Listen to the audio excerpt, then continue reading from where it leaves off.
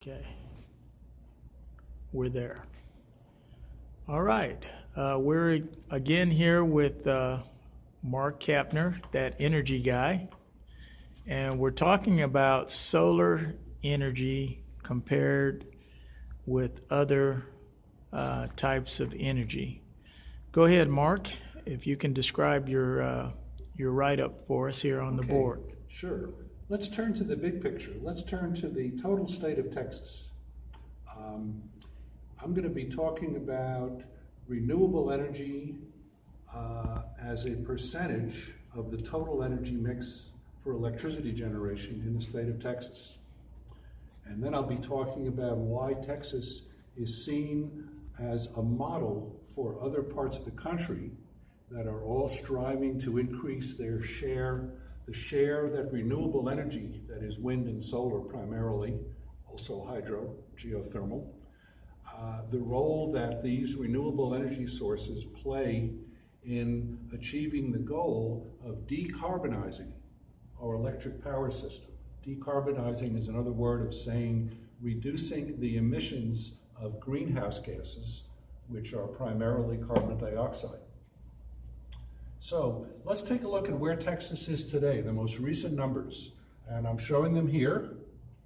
And I should point out that the total of all these numbers, the total generating capacity of all the generating plants in Texas that are part of what's called the ERCOT system, which is the lion's share of Texas.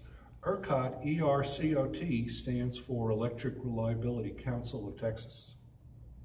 So the bottom line here, 82,000 megawatts. That is currently the sum of all the power plants operating at their full capacity.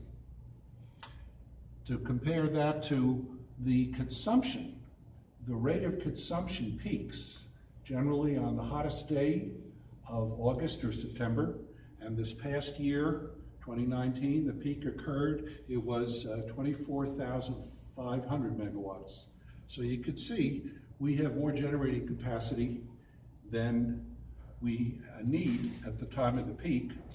However, there are important differences between these two numbers, which I'll be talking about in a few minutes. But let's first just turn to the big picture, see how far Texas has come.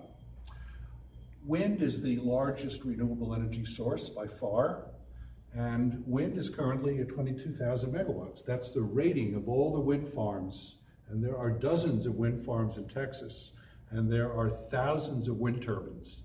Collectively, when these are operating at their full rating, they would be producing 22,000. Now, an important distinction between the rate of generation at the full rating of the wind turbines and what they're doing during the peak.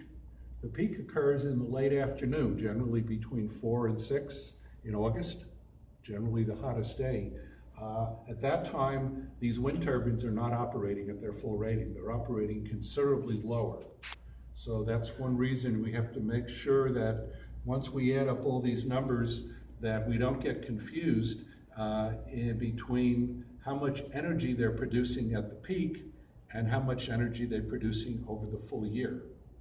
So let's go back to our chart here, to our table. Wind, 22,000. Solar, relatively small, only 1,800 megawatts right now. That's going to change in a big way in the next 5 years. And we'll be talking about that in a future segment. The largest share by far of the energy, electricity generated in Texas comes from natural gas fired power plants. And as you can see, after natural gas is wind. The next source down on the chart, 12,000 megawatts of coal-fired power plants. This number is going to decrease because these plants in general are not really economical to run compared to natural gas. Therefore, this number has already decreased from its maximum a few years ago. It'll continue to decrease. And last is 5,000 megawatts of nuclear. These 5,000 megawatts are important because they are zero carbon, and the nuclear plants are running as much as they possibly can. So they're generating, actually, their percentage of the total energy generated in the state is much higher than their percentage of capacity. They generate about 10% of all the electricity used in Texas, and they're very important. So, what's going to change over the next few years? Well, we have a pretty good idea of what power plants are going to be built because the companies that are going to build them have already committed their money to the engineering, to the land acquisition for wind and solar. They have their plans, they submit their plans to ERCOT, the Electric Reliability Council of Texas. And ERCOT has to determine how these projects, which have already been sited but haven't been built yet, how they will affect the flow of energy in the transmission system. It's very important. You can't overload the transmission system or you'll have blackouts.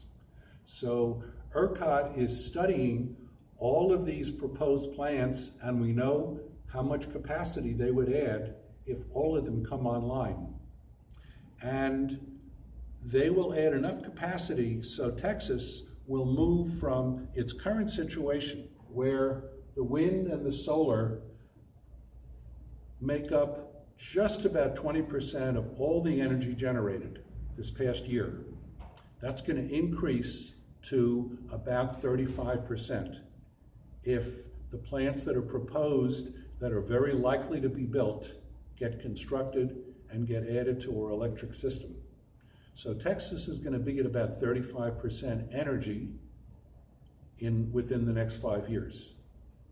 And again, these are numbers we know because the companies that are building them have committed. They've got their land under control. They're getting their permits, and their projects are being studied by ERCOT to make sure that they fit into the transmission system, or ERCOT will determine what transmission lines need to be built to enable these new projects to deliver their energy to the market. And in the next segment, I'll be talking a little bit more about why Texas is seen as the model for moving toward a sustainable electric power system that is decarbonizing the electric grid, and why Texas is already ahead of everybody else in the country, and why everybody in the electric power world that is interested in moving toward sustainability is coming to see how does Texas do it. So our next segment, I'll be talking about how we got where we are and how we're going to be where we're going to be in 5 years, which is where everybody else wants to be.